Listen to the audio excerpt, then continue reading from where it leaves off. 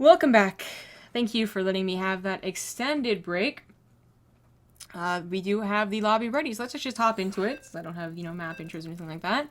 It's going to be JonSnow versus Silky. First map going to be Frost. This time I made sure to have the, not just the graphs, but also Game Heart on, so we can see those kill counters and whatnot. But I had to try and make a tweet without using my pointer finger, which actually makes it a much longer process than you would think.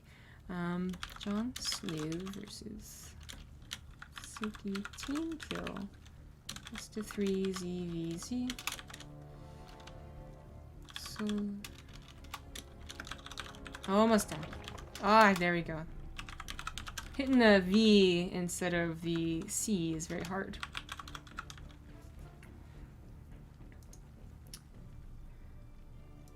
I did it. I did it. The link works. I did it, guys. Okay, let's get the score up. Let's get the production tab up. Let's go for it.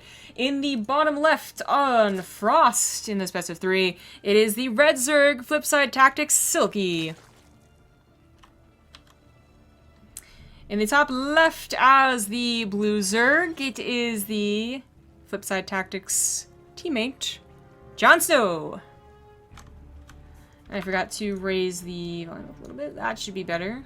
I heard someone say that the TING ads are just a little loud, so I reduced it by 10% to hopefully not blow out your ears, but I don't know if that actually worked. But okay, very interesting stuff. Early pool on Frost. Now, this isn't like a super early pool. I don't think it was like a 14, because there's actually no gas tank, so it definitely wasn't that one, right? But it is still an earlier pool. It's going to send a lot earlier lings. And the hatchery's still going to go down. It's not like a super duper all-in. And I think I do like that better than anything else. Because I've talked about it before when we cast a ZvZ on this map. To go for an all-in, to go for that early pool, if you scout last, which luckily Silky did not, it's going to take a long time. And, like, the effectiveness is probably already worn off. This is something that we would see, like, Bly do on Ruins of Saras, but it'd always be such a gamble. Luckily for Silky, he did scout because the overlords hit each other. JonSnow also gets an idea of what's happening fairly quickly. He's able to get the overlord position to see if there's any more lings on the way or if the hatchery was taken. So that's, a good thing for JonSnow, but it's kind of like good things for both equal bad things for both, like, question mark. But it is going to be about saving this hatchery. Silky, by not going for an all-in here, he's really not asking for the end of the game, but he is asking for either, like, a lot of drone kills, which might happen, or the hatchery kill. If he gets neither, whatever, then he's actually in a bit of a problem, but he gets the hatchery kill. He got the drones off the line as well. I mean, it's one thing to lose the hatchery, it's another to also try and save it and fail. And luckily we do have the graphs here, so you can see that Silky does have this big old spike, as just there wasn't any mining going on. So already looking pretty good for Silky. Of course, his hatchery is done. We got a queen down there as well. The fact that he's down 4 drones is really not that big of a deal because he's going to have a better saturation when they are at a little bit higher of a drone count. He gets a spine crawler realizing that he's kind of maybe poked the bear and you don't want to get instantly counterattacked. And JonSnow is getting speed. That's the one thing that Silky gave up to do this. And actually have a decent economy behind it too, is that he didn't take the gas. But Frost is one of those maps you can wall off with roach horns and evolution chambers. And that's going to make JonSnow's revenge here kind of tricky, if he even goes for it. Because by the time he's prepped, by the time speed finishes and Baneliness is done, the wall might be ready to go up. And there's 3 queens. Like, they could actually plug up a lot of the wall too.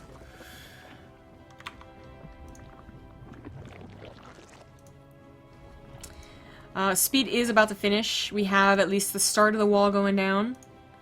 But it is only the start. Silky is going to be probably paying a lot of attention to this overlord to make sure there's no lings on the way, and there won't be, as the lair is also started as well.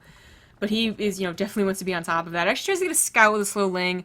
Most likely it wasn't going to happen, so kudos to JonSnow for getting that denial on the scouting. And the game continues, but in whose favor?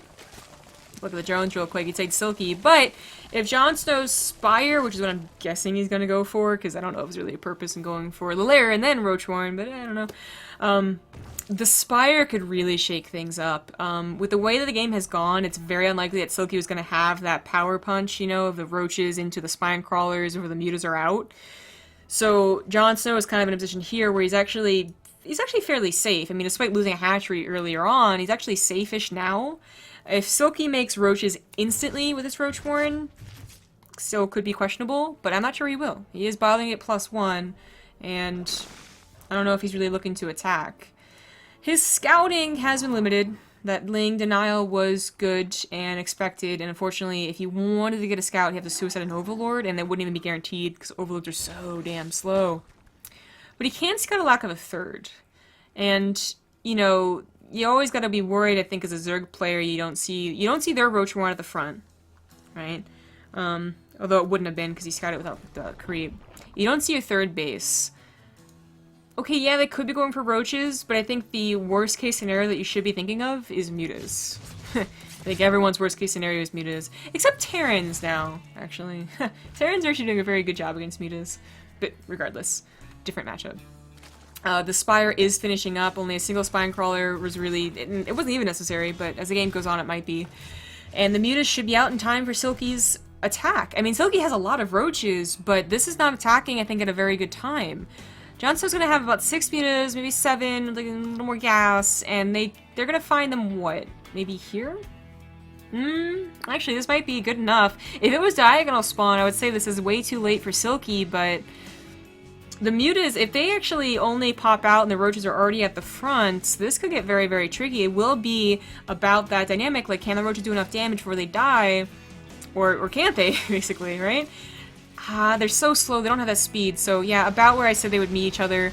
The mutas start working on it. Lings are on the way to at least hold the roaches in place so they can get into that mineral line. At the very least, they can get into both mineral lines. I'm actually not sure the drone pool is at all necessary. The Spine Crawler was enough, the mutas dealing some nice damage with the Glaive Worm. I think, even without the drone pool, this just wouldn't do enough damage. Like, actually pull the drones away, I would say. And JonSnow would be fine. And he kind of realizes that too. He's trying to be very careful with how he uses them. Roaches do make it into the main base, though. They were allowed to sneak through. Get a couple in the main. Natural is still doing okay. Queen's trying their best. Spinecrawler is still alive. 10 drones killed. Does put Silky in the lead by 7. But mutas are still a big problem, and I'm not sure this did enough damage. Do I think it could have done less damage? Yes, I do. But it was a very tricky hold, so it's not like... I'm not even sure that would be right. JonSnow probably did the best that he absolutely could, and unfortunately that was still 12 drones. You know, that's like mutas being out 10 seconds sooner and maybe nothing gets killed type of deal. But it's only, I guess now it's gonna be like a 9 drone lead, but I don't know if that's enough. The third base is not protected. That's, you know, the first thing that's a problem. I guess JonSnow's third base wasn't protected either. He had to cancel it. So this is just evening things up. Oh, the queen's already here. Oh, mutas still have so much potential to win back a game. And this is not a situation where the muta players had 0 drones and 1 base, which is just like, obviously, he's dead. This is still an okay one for JonSnow, but he's got to make a lot of things work. Bringing in the Lings to try and kill the Queen's a really awesome maneuver because Silky does not have anything else in the ground. He's only been producing Queens and Spore Crawlers. So this was actually a really good move, and I think Silky just overestimated how good his Queens were. Now his Lings come back. I guess they were trying to stop the third base of JonSnow from going down, but unfortunately by doing so, loses out most of his Queens. That's all of the anti-air that can actually move. So now everything that's not protected by a Spore Crawler, Evolution Chip, or Roach Warren, this third base is not protected well enough by a Spore Crawler. All of it could go down. Actually, yeah, the Lings target fire the Spore Crawler. That's even better. The Lings that clean up all the mutas. And I think JonSnow did just take the game back. He's at the 16 mutas now. Like, granted, he's not on the third base, and his drone count isn't as good as Silky's, but Silky doesn't really have an answer. He's gonna try a Nidus run, but he already lost all of his Queens. I don't think that's gonna work. Especially because he can snipe the Nidus run before it even gets up. Just snipe the, yeah, just snipe it. There you go. Nothing. There's it. That's it. GG. Mutas. Good unit. Always go mutas. Don't even bother with roaches. That's my motto whenever I play ZvZ. They're too good.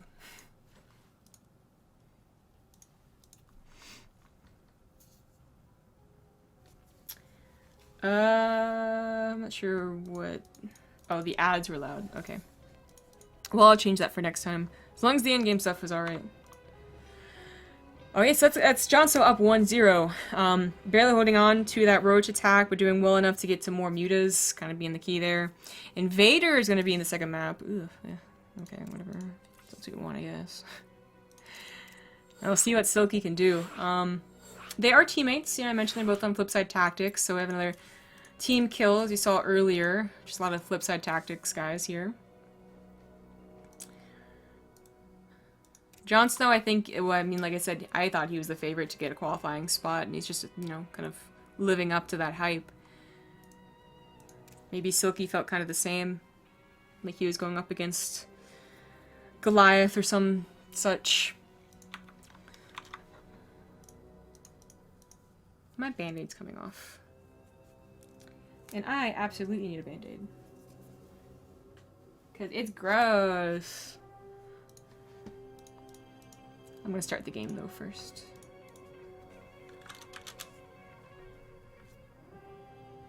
Ew. So waiting on JonSnow. There we are. Let's get in a game. I'll be right back.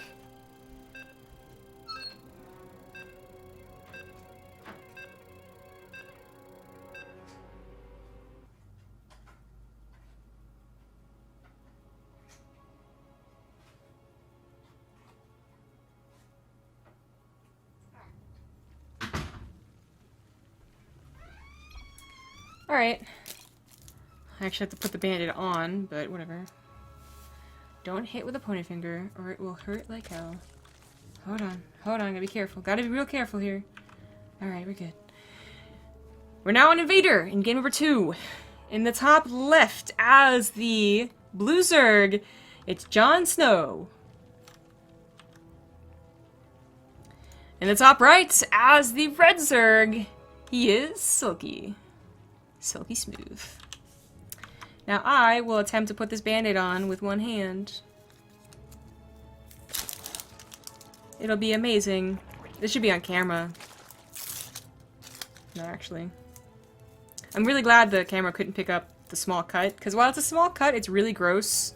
Like initially the skin was like flapping in the wind. Cut it hard and deep, yo. There we go. Don't you just love hearing people's gross stories? No, but you love telling them. Anyone who says differently is a liar. Do I want to hear about your head splitting open? No. Do I want to tell you about my foot splitting open? Yes. Oh, that actually sounds really gross. Oh, I actually think the foot thing would be worse. I think 'cause like the head, you wouldn't feel it, you'd just be dead. Oh god. Anyway, don't need Rifkin to get sidetracked and grossed out. Ugh. Anyways, Invader, horizontal spawns instead of vertical. As a Terran player, I hate vertical. I really don't mind this map as horizontal, and I really wish this map had a diagonal option. It's like one of the only maps ever, maybe not ever, but one of the few maps that have no cross. There have been a lot more maps that have only cross than no cross whatsoever. And I just think it would be such a more interesting map if it was cross spawn. Vertical, it's just, I feel too boring, actually. There's not a whole lot going on vertical-wise. Horizontal, it's actually, for me, too cluttered, so kind of opposites there, but cross would have been perfect. Oh well. We're getting new maps. Which, I guess, you know, just quick throw out there, you know, we did the tournament and all that, but the voting for said tournament is actually going on. I know if Avex is in chat, he'll probably just be here, like, spamming the links. He really wants, of course, his map to be voted in. His maps, I should say, because it got 3 of them in there. And it's also really important for the future of the ladder, of course, to tell them what map you actually liked, and maybe they'll really consider it for the ladder in the future. I mean, they're already considered New Gettysburg, so there you go. We do have both of them just still droning up. No Baneling all-ins, although Silky does scout a Baneling nest with speed on the way. His speed being a little bit faster, his Banelings being a little bit slower. But that doesn't, you know, that's not... That could be defensive. Both of you could be defensive. So, third base is taken. If JonSnow decides to make a round of lings, it could be a little hairy, but, you know, with Overlords in position... well, actually, that... Not quite in position, but eventually in position, you'll be able to see their lings on the way. It's actually Silky who's making the lings. So, aggression combined with expansion. This will cut into his drone count, but he could kill JonSnow in a surprise attack. Could. Thank you, Ras Barrel, for the 6-month resub. Here come the lings.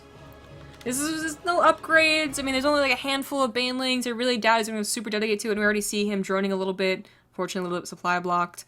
JonSnow, okay, I was about to say going for Burrow, that'd be interesting. Meant to go for an Evolution Chamber, where Silky goes for a Roach Warren. Interesting different choices here. Looks like Silky's attack was not a surprise at all, and JonSnow easily deflects it. Not a problem. No, not really a problem. Yeah, there's too many banelings. And it was enough for Silky to get this drone lead. He still has Lings to run around, so, you know, can bring JonSnow back if JonSnow decides to return the favor, and has gotten a drone lead from this. What I want to see is if he drones any more. As you can see, just a lot more Lings on the way, and if we see a couple of Roaches started as well, I'm going to go ahead and say he's going to try and attack and all in, and that might just work. JonSnow is still droning up. He's going to be even with these last 6 drones, but even if he starts building army right here, right now, if Silky was attacking, he'd only have Lings, and not even upgraded Lings. But Silky's going for the Evolution Chamber as well as a Lair, so I guess these were just defensive units, because he realized JonSnow still had, you know, a few Lings and Banelings of his own. Oh, double upgrades. I didn't even see the second Evolution Chamber. Ooh, interesting. But he is attacking with, I guess, the Lings that he has. Well, teching. Now, this puts JonSnow in a position where he's going to have really good upgrades, but no tech to speak of, so... His Lings will be surprisingly effective. Like, you think +1 is surprisingly effective? I mean, 1-1 is just going to look really weird in a ZvZ early game. And I'm not sure that's really going to work. Thing is, if Silky doesn't see this or know anything about it, and he does see double Evolution Chambers, he might think it's for a Roach Horn, though. He might not have enough Banelings. Like, his first reaction might be to build Roaches, which will actually be surrounded and killed by the Lings. At least I think that's how it's gonna go. But if he does get, you know, a little inclination of what's happening, because, you know, he saw double Evolution Chambers and no Roaches, he starts putting Banelings, I think he's gonna be a lot better. With the Carapace upgrade, nope, that's +1. The Carapace upgrade, he will have to build twice as many Banelings, literally, but that's not done yet. So I think making Banelings is definitely worthwhile right now. And I thought the one person's gonna all-in, it's actually JonSnow. JonSnow all-inning, though, with a macro hatchery in the middle of the map. That's so weird. Fights go down, Carapace still not done, so these Lings are still gonna be one-shot. They do get into that third mineral line, and honestly, they could just run around the Roaches, but eventually they can also start taking fights with the Roaches. Banelings are left alone. They actually just go into the Roaches and a couple of drones. Not really worthwhile for JonSnow at all right there. What an odd attack. It hits just before his 1-1 finishes as well, but he's not giving up on Lings. 28 more Lings on the way, only just now getting back into droning because he has fallen quite far behind, and his own lair has only just started as well. I gotta imagine he goes into Spire after this, but Silky really doesn't take that much damage. Like, if he had any idea he was going to try and get to a Spire, if he just attacks, I think he would actually have enough units to win right then and there. But maybe I'm underestimating the power of double upgraded Lings, because this is not a very common situation we see. Lings are going to go ahead and take a fight with these Roaches. As I said, they can take 1 Baneling shot now, but not 2. So there you go, actually very effective right there. So it puts him very low, like 1 shot range for the Roaches, and JonSnow's attack not working again. At this point, it is, I think, going to have to be about running around the Roaches, not tangoing with them.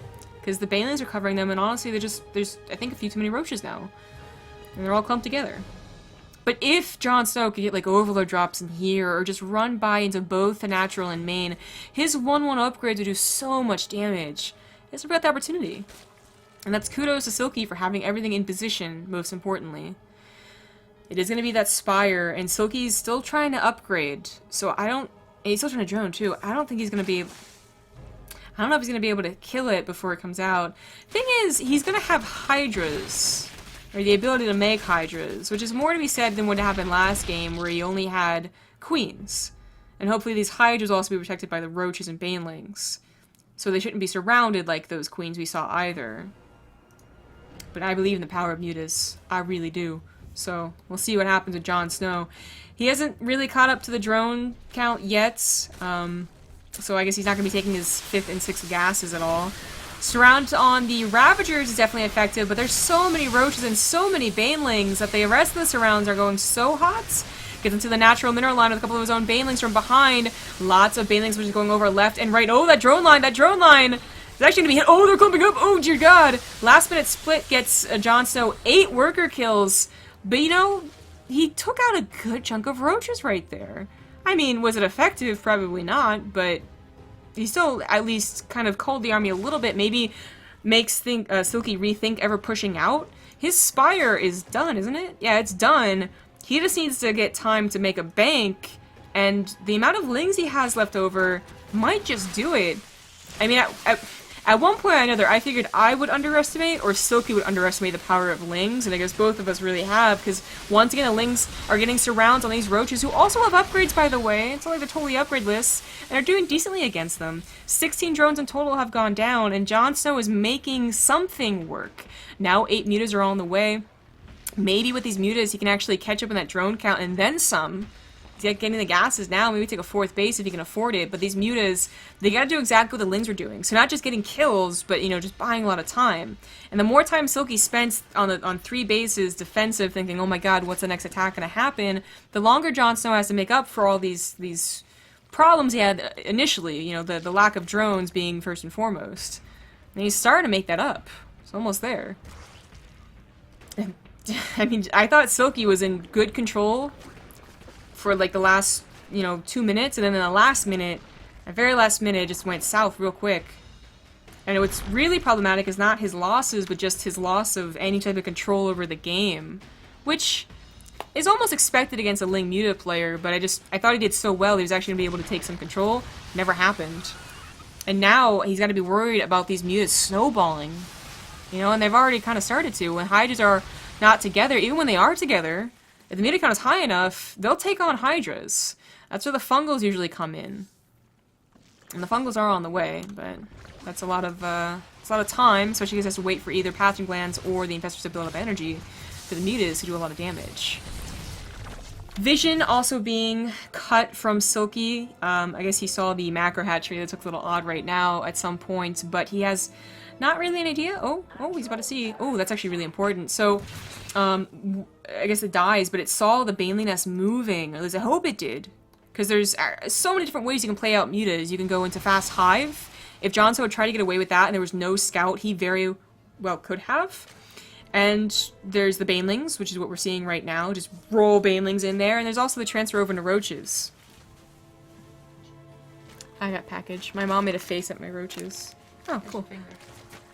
And she asked me how my finger was. Anyways, so like I was saying, there's like a ton of options to go into after mutas, and you really want to know which one, right? Because if it's roaches, if they're doing roaches too, you might be attacked, and you know that's expected, but it's entirely different composition. If they're going for banelings and it's unexpected, and you have your hydras just kind of willy-nilly all grouped up in the front of your roaches, they're gonna die, and you're gonna be in some serious trouble. And if it's the ultra thing, defending is gonna be your worst choice. So you really gotta decide. You gotta know what they're doing behind these mutas. And also try and deal with the mutas, which is a problem always. 17 mutas, about what we saw last game. They started to snowball. This time there's going to be infestors. They're trying to get the fungal. Not quite getting it. Looks like I missed a couple of banelings going into that left or right side rather, so 5 more drones are killed. JonSnow was able to get many more drones. 18 more drones. And a 4th base. And his larva count, of course, his larva factories are all going pretty strong, so I don't think there's a problem there. But that hive is now on the way, so first banelings, then maybe hydras. I mean, if Silky really is just going to play defensive and sit back and wait for 200, which is still a ways off, that could definitely be time for JonSnow to get to Ultralisk. Securing a 4th base is also going to be really difficult against double upgraded lings, although their secondary upgrades are pretty late. This is a situation, I guess, I find myself, you know, too commonly in whenever I do play Zerg and find myself in a ZvZ. I just can't deal with mutas, unless I have my own mutas. And like, I'm okay at, you know, muta versus muta, but I hate playing Roach, Hydra, Infestor versus muta. I think if it gets to this point, mutas are just so powerful, unless they can get fungled, and then it's a different issue, but it's actually kind of easy for the mutalist player not to get fungled. All they have to do is have any knowledge whatsoever of where your army is. Unless you have Burrow, which would be really cool to see from Silky, but I don't see him getting soon. He's going up to Vipers, which are that kind of like, you know, they'll literally bridge the gap that infestors have to walk over, right? Like, instead of walking around and finally getting to the mutas, they just run right over. They might die in the process, might get sniped, but at least they get the parasitic bomb off. Could be enough. Liquor Cavern on the way as well. Interesting. Oh, dear God. He actually ran his mutas into the army, which is not what I was talking about avoiding the issue. Upgrades are finishing up here, and the Ultra's Cavern is on the way. I suppose... Okay, no, it is going to be for those Vipers. Yeah. Links it into the main base. There wasn't too many drones here, but he could still kill the spawning pool, which would be worthwhile. And I mean, honestly, just anything at this point is going to be annoying for Silky. Oh, the Ultras are on the way. Silky, I was wondering if maybe he was going to go for his own counter Ultras, because he got a Hive in time, but I think he's just going to try and get the Vipers, but then also have a defensive line of Lurkers. It's been a long time. Oh, you're freaking out, aren't you?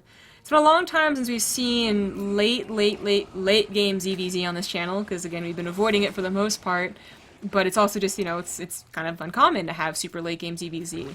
And if you have a Spinecrawler wall with a bunch of Lurkers, they will hold against Ultralisk. But you have to have a lot. A lot. Terminator 101, thanks for the 5-month resub. On the other side of the map, we have JonSnow just expanding like crazy, as well he should. He is really taking control. I think he knows what position he's in, and that's, you know, basically being like the axe murderer in like a horror movie. Like, Silky is just totally afraid to move out. And he's not wrong for it necessarily, but usually when you do max out, you can push kind of safely. The Infestors will cover, and, you know, the Banelings or the Mutas and the Hydras will tear through everything else. But you would have hoped to have maxed out way before they went to Ultralisk, which didn't happen. So, you know, now you don't really want to push into Ultralisk because your Lurkers probably will just be run over. You know, they're good, they have a lot of damage, but they do need like that concave and like, you know, the defense and basically not getting killed to really be effective. We also have a Greater Spire on the way. For how this game is started out, I really didn't think it was going to get to super late game. I thought either JonSnow was going to snowball with Mutas, or Silky would finally just kind of all in and be like, I hope this works. Like we see so often with Mutas. I mean, Pro House players like know that feeling. Just get fed up dealing with Blink Stalkers versus Mutas, and you just all in, hope it works. But it didn't. Silky is trying to play that long game, but he's just slightly behind on every regard, I think. I think that JonSnow is the one that's in the real power here. Ugly darts in first of those lings, right? Thank you, Zennies, for the 10-month resub. Greater Spire on the way for Silky as well. I mean, they're both at pretty consistent income. You know, Silky taking this space right now. And they both got like a decent bank. But JonSnow, of course, has a lot more options when it comes to mining. So let's check that graph for a minute. Oh, dear God. It's a mountain. And then a drop. And then a mountain. There's been very little action. What the? Kill it! Kill it! Alright, well the queen will get it. There's been very little action on the other side of the map. JonSnow has really just been the aggressor here. And now he just has to find a position to move in. This is maybe where a Nidus Worm or drops could be effective. But you know what? He's not thinking about it. And now we might get to that Broodlord stage. I'm so glad that I get the 25-minute games. Oh, he's gonna go in. Oh my God, he's gonna go in. Wrong buttons. Wrong buttons everywhere. Huge fight going down. He does get on top of those Lurkers. Parasitic bombs get on the rest of the Mutas. Although the Mutas really aren't that important anymore. It is more about those Ultralisks. A quick infested Terran line tries to be sent out. That was actually a really cool idea, I think, by Silky, but he still just gets trampled. I think more so than an army, he needed those spine crawlers to actually mess with the Ultralisk AI and just add a lot more damage as well. The Broodlords that were about to be made are just gonna get, I guess, well, they're not gonna get killed. They're gonna win against the Mutas, but I don't think they can save him. He just remaxed on Hydras and Roaches anyway, so he can't afford any Broodlords. Oh, he realized that too late. He's trying to make a Broodlord now. JonSnow just walks over Silky's army like it's no big deal. Ultralisk, please. Why? 9 more Ultras on the way as well for JonSnow. I think he has done it 2-0 against his teammates, and that might be why he does it. I mean, like, he's VZ on fire lately, and I'm sure Silky thought he'd have a tough time, and he certainly did. Unfortunately, that will send him out of the qualifiers. This is game. Look at that supply. Looking pretty bad. Look at these bases. They're looking pretty good. So many bases. And that's it, man. JonSnow, I guess, realized that it's possible for Broodlord to be out. So he's gotten a couple of his own... Yeah, he's gotten a couple of his own... Corruptors. Sorry. That will be able to take care of the air. Silky knows this is not a position that he can win with just a couple of Brood Lords, but, you know, why not try? Oh, wrong one. I guess he doesn't know that, like, 4 bases are on the map. But, dancing around. Dancing. That's it. That's it! You started to dance. That's a sign that it's it. Damn it. Okay. Preppers are now out. Abducting into nothing. Cut. GG! Woof. About 20 minutes later. Okay, so that's going to send us into the next qualifying match, which will be Kelzer versus Cham. And they are, I think, ready to go. So let's just do a quick commercial break and we'll come back right into the game.